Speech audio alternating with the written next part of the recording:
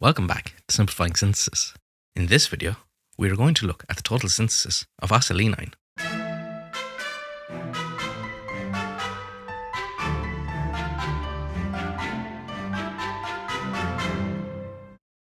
This work was published by the Burton group in Inorg Lett and details the total synthesis and structural conformation of both E and Z Ocellenyne. This compound was first isolated by Schwerer et al. From the digestive glands of the sea hare, Aplysia oculifera. The structure has been proposed to be a dibrominated natural product originating from the Laurentia algae family, which is known to produce these types of structures. Ocellenyne possesses a novel dioxybicycloheptane core, which contains a 1,2-dibromide moiety. The relative configuration of the dibromide moiety was proven to have a syn relationship using a zinc-mediated reduction, which generated a Z-alkene. However, the absolute stereochemistry of this dibromide remains to be confirmed. As the stereochemistry of this dibromide could not be conclusively determined using spectroscopy, it makes it an excellent target for total synthesis, as the authors can synthesize all of the possible isomers and determine which dataset matches that of the natural product. This compound has quite an intriguing structure, featuring a 5,6 bicyclic core and an alkene that exists as both E and Z isomers. The alkyl chain on the other side of the ring system features a 1,2-dibromide moiety. However, while it is known that this moiety has a syn relationship, the absolute stereochemistry remains to be determined. It is this uncertainty that necessitates the synthesis of the different isomers of this compound. To form the bicyclic core, they aim to use an intramolecular substitution reaction, while the E and Z alkenes could be introduced using alkene metathesis. With these alkenes installed, they could then synthesize the alkynes. This could be done using either a Colvin homologation to form the E product or a Stille cross-coupling to form the Z product. So let's move forward and look at the synthesis. The synthesis starts with commercially available glucose diacetylate. This has 4 of the hydroxyl groups protected, leaving the hydroxyl group at the 3 position free to react. This was first triflated with triflic anhydride and pyridine, and then reduced with tetrabutyl ammonium borohydride. Reacting the product with aqueous acetic acid selectively deprotected one of the acetonide groups, revealing the secondary 5-hydroxyl group and the primary 6-hydroxyl group. This formed the product in a 72% yield over 3 steps. Taking this compound forward, it then took part in a Mitsunobu reaction. This reaction used the dichlorobenzyl azodicarboxylate reagent instead of the more common diad or dead reagents. This reagent forms a solid byproduct that can easily be filtered out after the reaction is done, making the purification much easier. It is also quite easy to regenerate the starting reagent from this byproduct, making it a cheaper and greener option than the more traditional reagents. In the reaction, it is first attacked by triphenylphosphine, and the anion that forms from this attack then deprotonates the primary hydroxyl group. The hydroxide can then attack the triphenylphosphonium, forming an activated oxygen species, together with another nitrogen-based anion that can deprotonate the secondary hydroxyl group. This undergoes an intramolecular substitution, eliminating triphenylphosphine oxide and producing the epoxide in an 80% yield. This epoxide took part in the next step, which was an alkynylation using butene. This was first deprotonated with N-butylene, and the epoxide was activated with boron trifluoride. This makes it more electrophilic and allowed for the alkyne to attack. This preferentially reacted at the less sterically hindered position and formed the product in an 86% yield. In the next step, the alkyne was reduced using nickel boride and hydrogen gas. The boride is formed from the reaction of nickel acetate with sodium borohydride. This forms a heterogeneous catalyst that delivers the hydrogen in a cis fashion to form the Z-alkene in a 99% yield. The hydroxyl group was then acetylated using acetic anhydride and DMAP in a 93% yield. Taking this compound forward, they then carried out a Sakurai reaction. They used fluoroboric acid for this reaction, which has been proposed to form boron trifluoride in situ by reaction with the silyl group. This boron trifluoride can coordinate to the acetonide, allowing it to be eliminated and form an oxocarbenium intermediate in a manner similar to glycosylation reactions.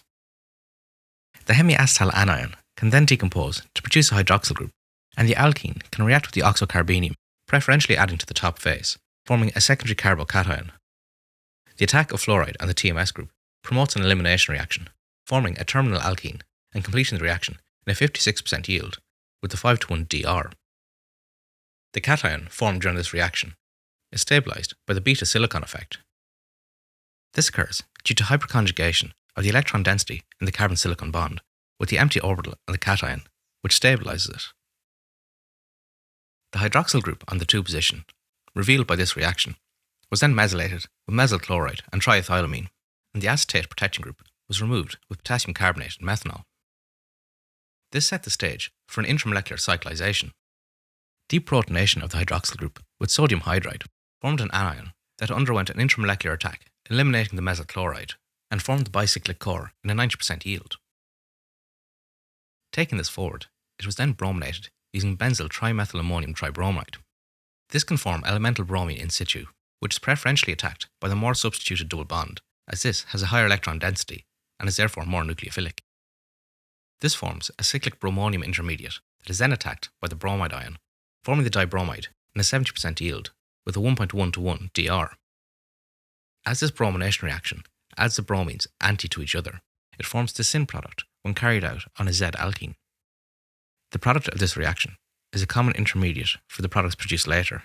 However, they had great difficulty separating the 2 isomers, and ultimately this could only be achieved using supercritical fluid chromatography.